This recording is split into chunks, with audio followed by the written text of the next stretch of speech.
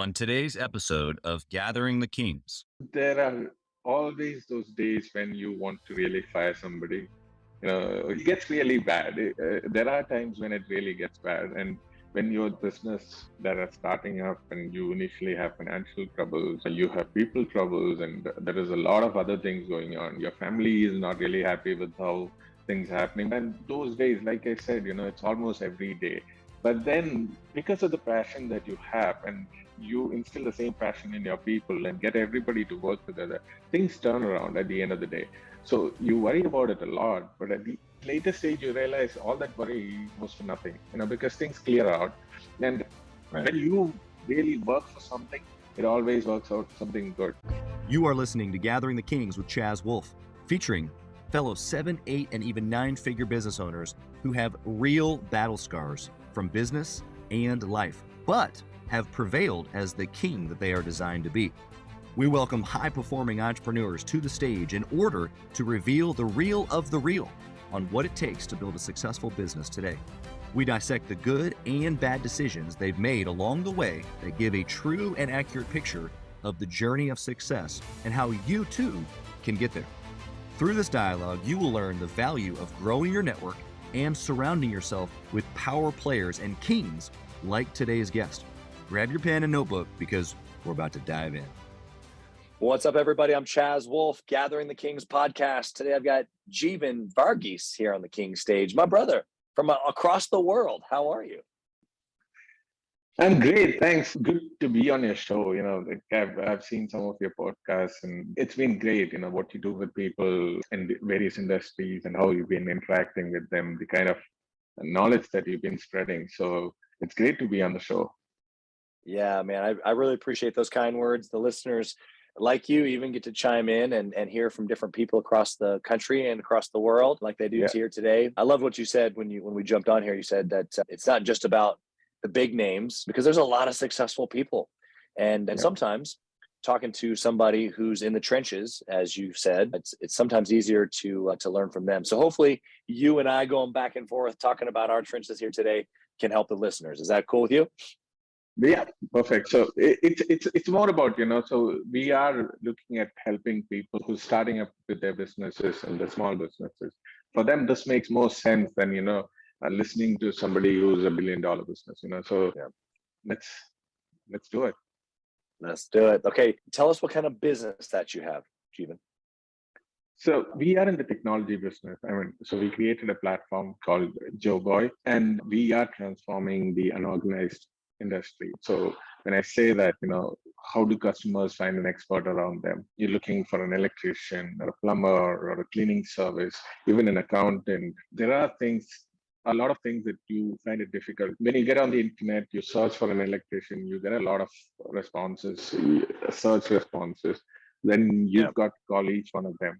So there are a lot of times when you think, if you had an assistant who's going to take care of all the calling for you and, make sure that you get somebody at the right time. So even if you call somebody and, tell them that you need an repair done.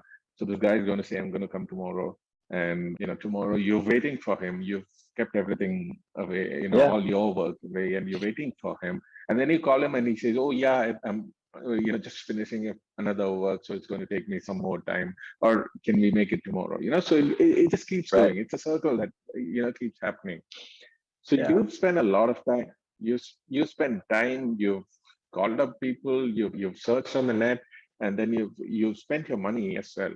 And then finally, this guy comes up, and what happens is he comes, does his work, but do you feel that you've done all the job, right? And you're actually paying him for what you've done, the pain that you've gone through. Yeah, right. Exactly. So you don't negotiate. There's nothing to do. You just give him whatever he says because you've gone through so much of pain in getting this guy. So that's exactly what we are taking away with technology. Even when we say it's technology, it's a process that we are changing. It's just not a technology company, it's a process. And when we talk about experts, we expanded it quite a little more than that, So on Joboy, you can find home repairs, You can get mobility services. You can even book a taxi and get a driver when you want them. You can get delivery done. You can even book tickets to events around you. You can book deals on the platform. And we also help with community management. So there are a lot of things that are on the platform. It's just a technology that we are building that it enables you to get everything. So it's more like having a personal assistant. There are a lot of personal assistants, but they don't do these kind of jobs for you. So it's like someone taking care of everything. So a customer sends a request and everything else is done by a customer service team. You don't really so that's the kind of work that we do for customers. And it works. It works really well and they're happy, so that's what we are looking for. And so your customer is the consumer who needs things done, but doesn't really want to spend the time on the, excuse me, the nitty gritty. And they can hire your company to do the nitty gritty for them. That's right. And we connect.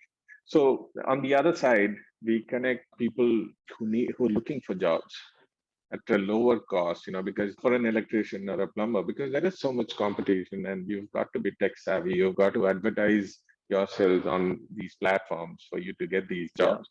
So we're helping them get these jobs without going through all that trouble.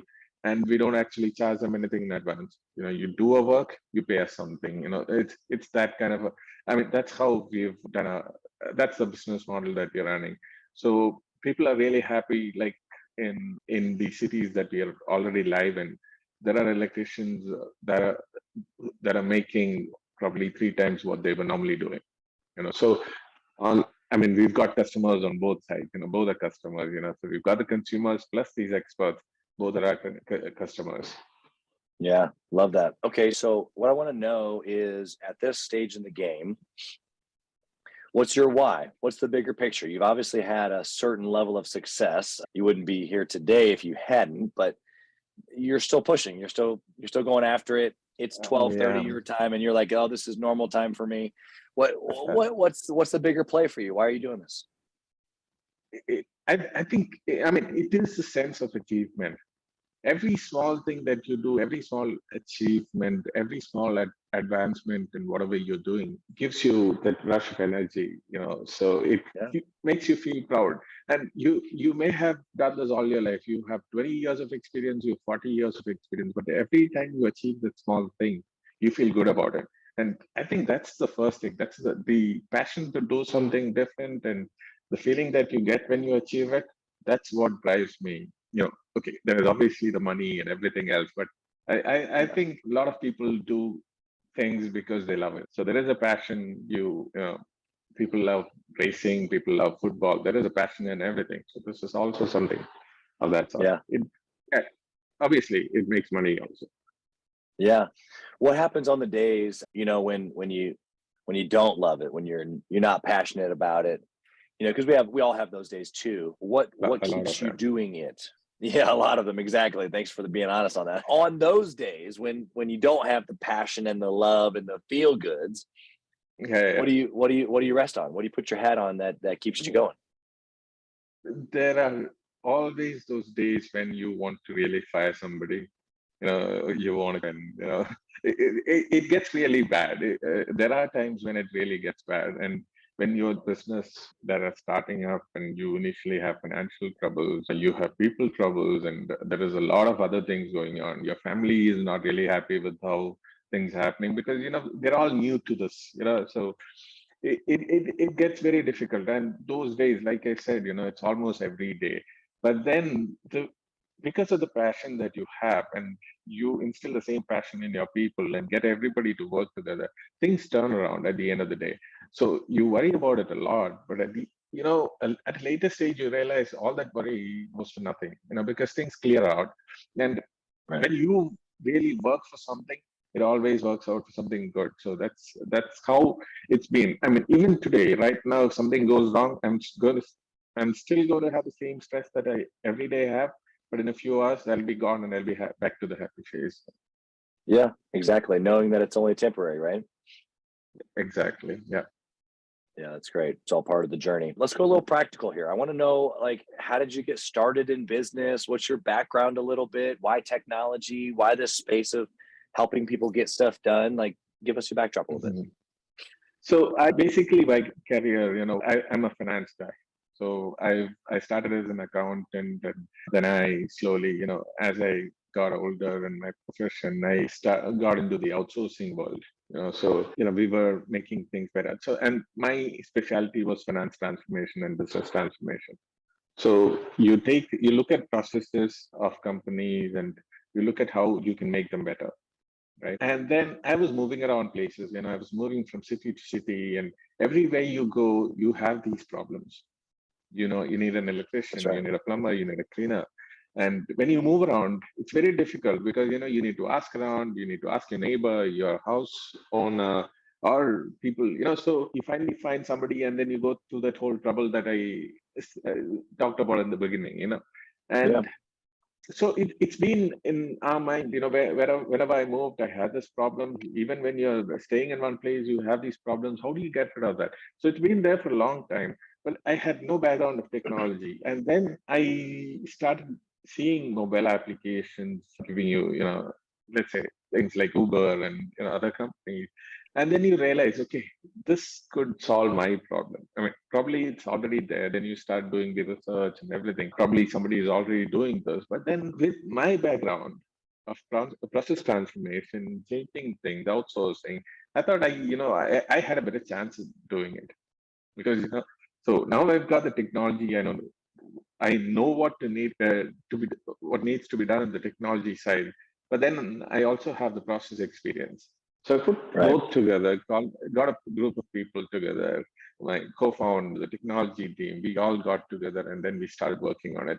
So I don't think I was a born entrepreneur, but it happened over a period of time, and a lot of thought has gone into getting this done. So I worked for 20 years in corporate, and then slowly made a transition into this. It's not been an overnight thing. It happened over a period of time. Yeah, absolutely. Well, I think that, obviously your history, we all have a history, right? But your history specifically has given you different touch points, to be able to use where you are today, but specifically a different perspective, not being an owner then, right? And being kind of put in Mhm. boxes and such. And so, yeah, I think that all of our stories or our histories make us who we are today. And we utilize those things that we've gathered along the way to do the thing that we're doing now in the best way that we know True. how. And so, yeah, I think that you developed it, and others, as I say, came out of the womb a boss. I think Exactly. Yeah, both lead to successful entrepreneurship. So it's more of refining and definitely. dialing in what you want. Mm. Let's go to your first couple of years in this business, and I want you to tell me something practical, a good decision that you made that the listeners can take away from. I mean, you're in a tech space. You're working in the outsourcing world. You're literally operating in another country. What can you give us? It was a good decision that we can use. Uh, there were always been times when we thought we were not doing the right thing. I mean, we should not be doing this. It Right. was really difficult. But then we realized that there were things about us that was working.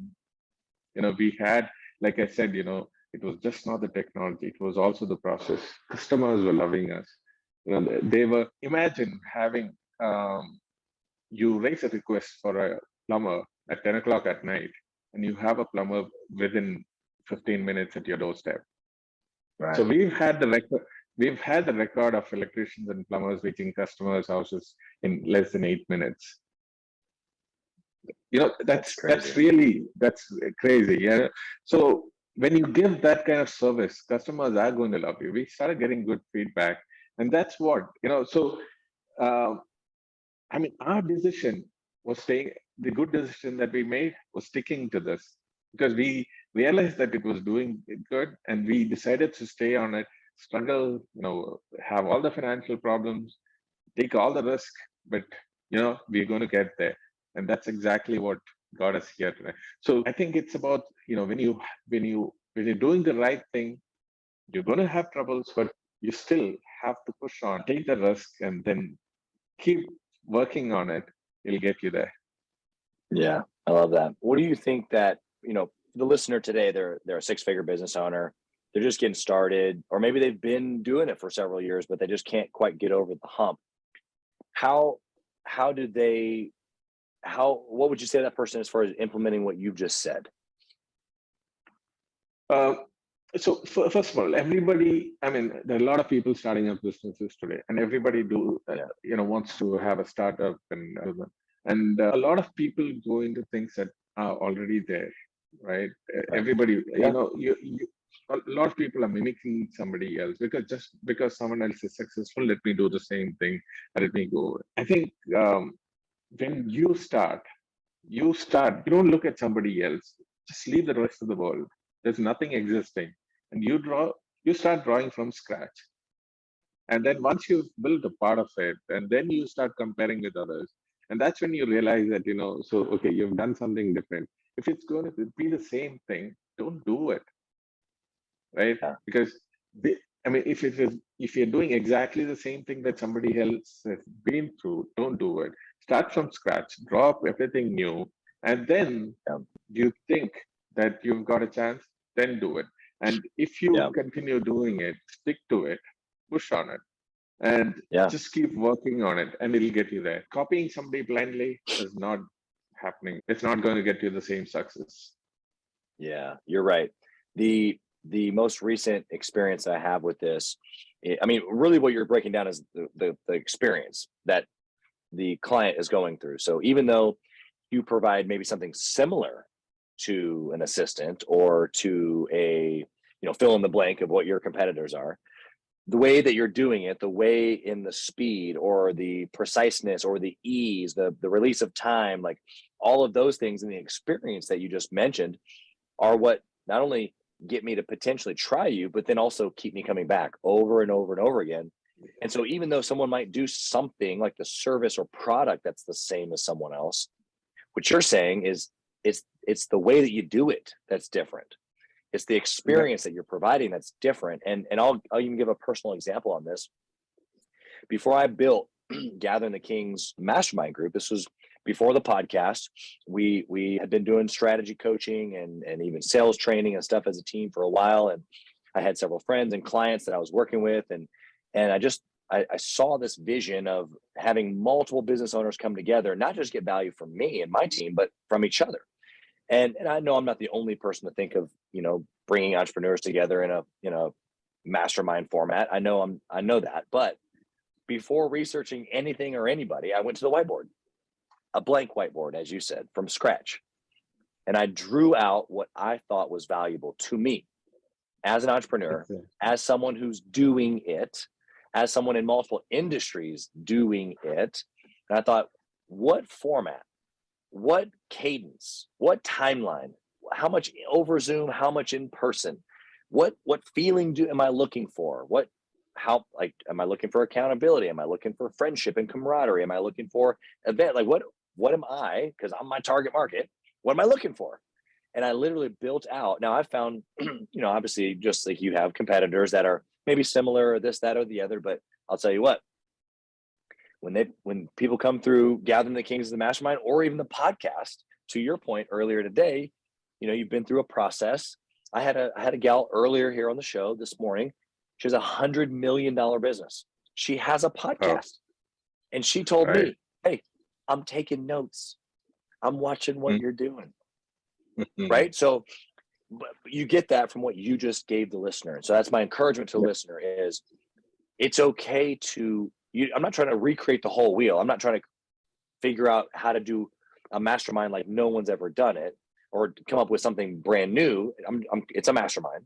I'm not trying to do a podcast differently. I'm doing a podcast. But when you go to the whiteboard, when you're creating something from scratch, what you're saying is that I can create an experience or I can provide a service or a product that might look like this over here, but it's not. Would you like to add anything to that before we move on? Yeah, I'm a customer, so when I draw something, I have to look at what I'm looking for. And startup entrepreneurs, you like, if you are into business, if you're going to do business and you want to be successful, you cannot go for the mediocre.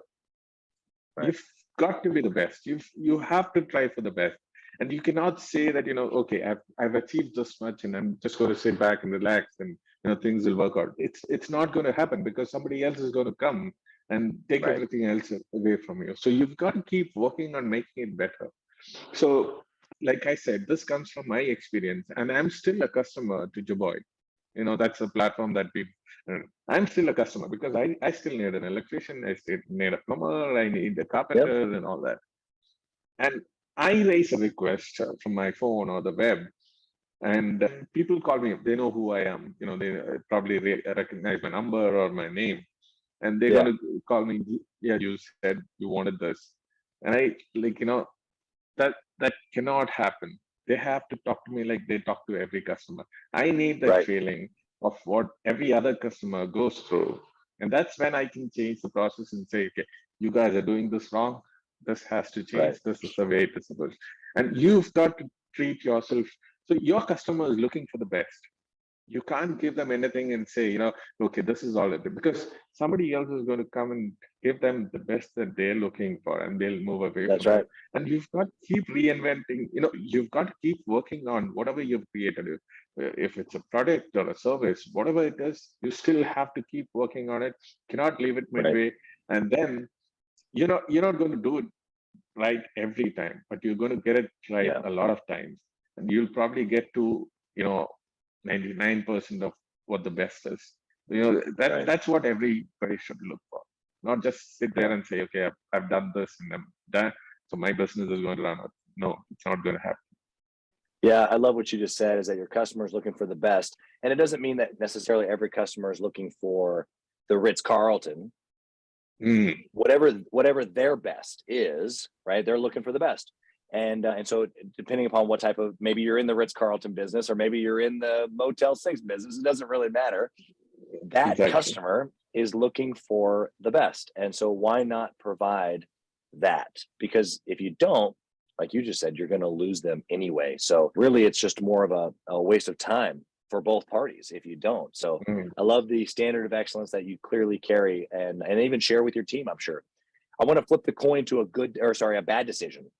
What mistake have you made that was just disruptive and that we can learn from? A lot of them. I'm sure. A lot of mistakes. And it's okay to make mistakes. The only thing is you cannot keep repeating it. You can do it once, you can do it twice. The third time, you got to say, I've done this before and I've got to stop. So some of the mistakes, some of those that clearly stand out are, one is hiring bad people.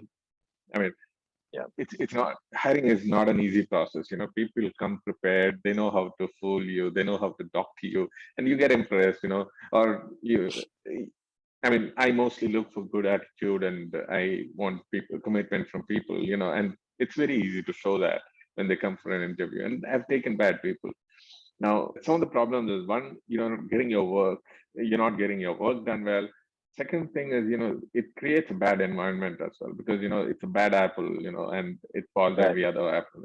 So that's something, that mistakes that we've had to fire people, we have had to get rid of people, and that has cost us a lot, in terms of, not just in terms of money, but then again, you start the whole process again, you have to find somebody else. Second thing is, when you are new in the business, a lot of offers come your way. People want to partner with you, the partnerships and funding and investment opportunities and whatnot. And because you're new, you fall for it very easily, and then you run into it. And then you spend a lot of time, and then you realize that it was not the right thing. So you've already wasted your time. You're like thinking about, should I go into it or stay out? And it takes you a lot of time and effort, and you lose focus from your business. So that's something that, new entrepreneurs normally get into, because it's an exciting thing, when somebody wants to partner with you and, do business with you. But then once you get into the details, you realize that it's not the right thing. So it kind of takes away your time, your focus, and then it starts all these things that, all these mistakes, including the bad hiring and the opportunities that you run after. They probably set you, delay your timeline, your deadlines move a little further. So that's what it is. But again, you have to go through that learning. It's as simple as that, because everything cannot be taught. Yep. I worked in the corporate for 20 years. I probably hired more than 5,000 people, but I still make mistakes today, because it's not an easy thing. And it can happen, but then you slowly learn, you get out of it and move on. Yep. That's right. That's right. Yeah, otherwise, otherwise you stay there. You're stuck. You have to move on. Exactly. Yeah. All right. So I want to transition to our speed round. I've got a couple questions here in the speed round that are angled a little differently. The first one's around KPIs. I want to know, in this tech business that's helping serving people all over the place, what's the number one KPI, or the most important, the thing that you would track forever and ever if you could just pick? Just one, percentage of returning customers. Okay. So retention, lifetime value, how do you see it? I mean, just the percentage of number of people that are coming back to use our services again. I mean, this may not apply to every business because we are a tech company. Everything is technology based. We can track every customer that comes back to us. It's kind of easy for us, right? So as of now, we've got a 60% returning customer rate, which is like huge, because in the service industry, even 30% to 35% is considered really good. We are running almost 60%. So, right. I mean, for me, that why I say that's important for me is because that one metric shows us how happy customers are with us. Yeah. Or what we're doing. So just looking at that, leave everything else, your balance sheet, your P&L, everything else apart. If your customers are coming back to you and more than 50% of them are coming back to you, you know that you're doing something good. So that's right. That's one thing that I looked at. But I'm just lucky, because I'm in a technology-based business. Not everybody could be that. Yeah, 100%. I love that. I think that the KPI remains the same, whether you've got the easy technology tracking tool or not. That happy customers. Yeah, happy customers. And happy customers at the price that makes sense. Like it just makes sense for them and for you. So I receive that. Jeevan, what book would you recommend, or maybe a resource of sorts that the listener can jump into to learn about how to grow their business? That's kind of a difficult one for me because I don't read a lot.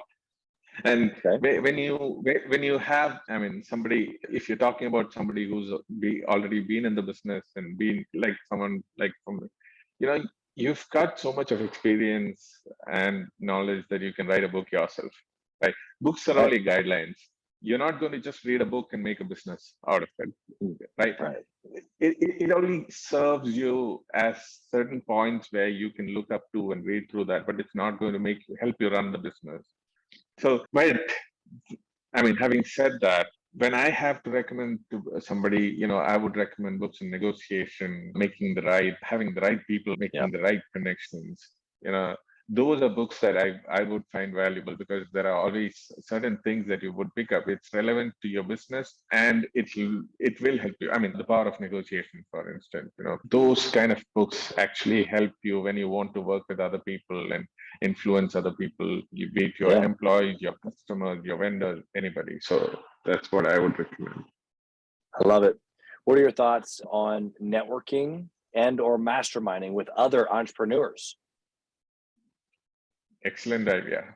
I mean, look at it this way. There is no limit on the amount of knowledge that a human mind can take. We can just keep picking up things, and probably we may not be able to retrieve all of it at the time that we want to. But the point is, we can keep learning. Everybody can keep learning. So every time you meet someone who's got a different experience, you're learning something. Like when I talk to you, I'm picking up something from your side. You probably will pick up something from me, and that keeps happening. So every time you meet a new person, whether they are, you can learn things from kids. You can learn things from adults. You can learn things from a millionaire. You can learn things from somebody who's on the road. So there is always something new coming up. Networking definitely is a priority on the list of things for anybody who's in business because it just adds value. However, every time you talk to somebody, you learn something new, and it will definitely help you somewhere or the other. Yeah, I love that perspective. You're so certain about it too. So what would you say to the listener right now who maybe isn't certain? It's not that they don't see meeting with other people being valuable, but maybe they're just busy, or maybe, why would I talk with another entrepreneur just to get the one nugget? Like maybe they just don't see the value for where they are today. What would you say to that person listening? It's also to do with something. I mean, it's my own experience. I'm not great at. I make good friends, but I'm not great at meeting new people. And so I've been to these networking sessions where, you get 50 seconds and then there's a bell and then you move on to the next person. So you're kind of Sure. compelled to meet new people. And so I did that in the UK, and, I found that very interesting, and we came here and replicated that here. So there are always a group of people who will have to be compelled to do that. So people are all different.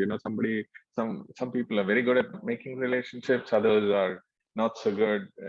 Even to meet somebody and talk to them, so it's one. They have to, some way or the other, they'll have to find a place where they can meet new people, because it's also about that initial hiccup of meeting somebody and what do you talk to them. But just imagine that the person on the other side also has the same problem. Not everybody is great. Not everyone comes with that experience of doing that. I mean, not everyone is a salesperson. So just imagine that the other person sitting on the other side is also just like you, and start talking to them, and it becomes a conversation. It becomes easier. The more you do it, it just gets better. And I think that's the way to go, because it's not an easy thing, but you've got to give it a try. If you don't do it, you're missing something. I love that. Great perspective. I got one last question here for you, Jeevan. If you could whisper in the younger Jeevan's ear, what would you say? Just do it the way it was. I mean, I don't change anything, because I love my life. I love the way I've been, even with all the struggles and what I've gone through. I just love the way my experiences, and I'm just going to tell him, don't change anything, just live it. If I had a chance, I'd do the same thing or same mistakes all over again. But it's been a great learning. Yeah.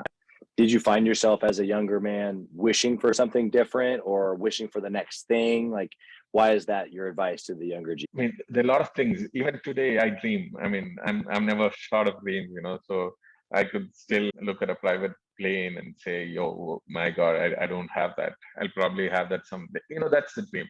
So when I was a kid, I wanted to have a cycle, but so you want to have a car, and then you want to have a house, and then you want to have a plane, and probably yacht, and whatnot. But there are always dreams, and that's what keeps you moving.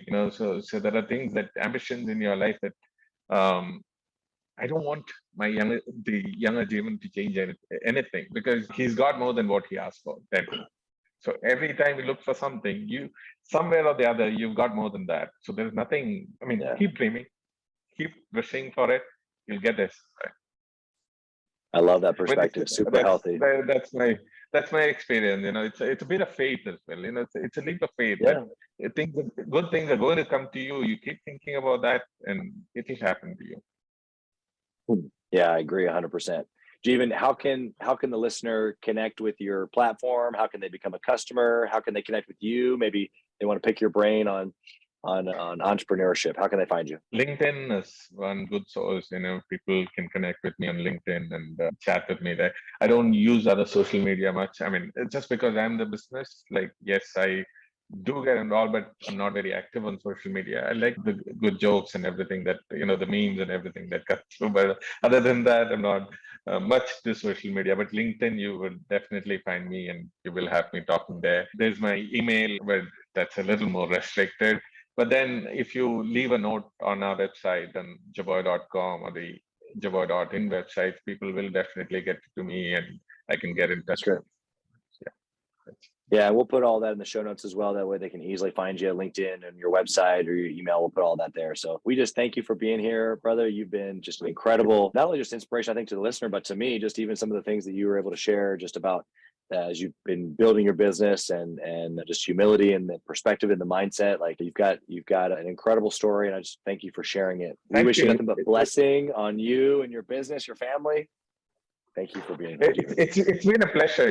I mean, like I said at the beginning, what you are doing makes a lot of sense. It makes a lot of difference to people who are new in the business, and I wish you all success. I hope you keep doing this as long as you can, and guide new business. I mean, create a lot of good entrepreneurs, successful entrepreneurs, and I wish you all success. Take care, and God bless.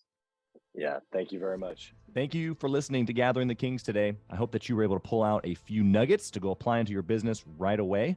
More importantly, though, I hope that you're realizing that it takes more to be successful than just being by yourself, doing it all on your own, carrying the weight all by yourself.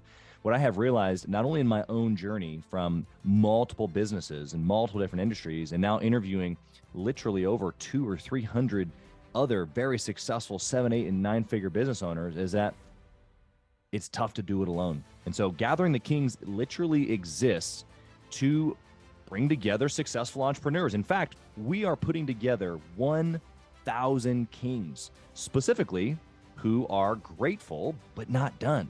We're intentionally assembling kings who fight tooth and nail for their business, family, and communities. And here's what we believe, that in the pursuit of excellence in those areas, that it ignites within us the responsibility to govern power and forge a lasting legacy. So if that relates and resonates with you, and you know that you need people around you, sharp, qualified, other very successful business owners, I want you to go to gatheringthekings.com.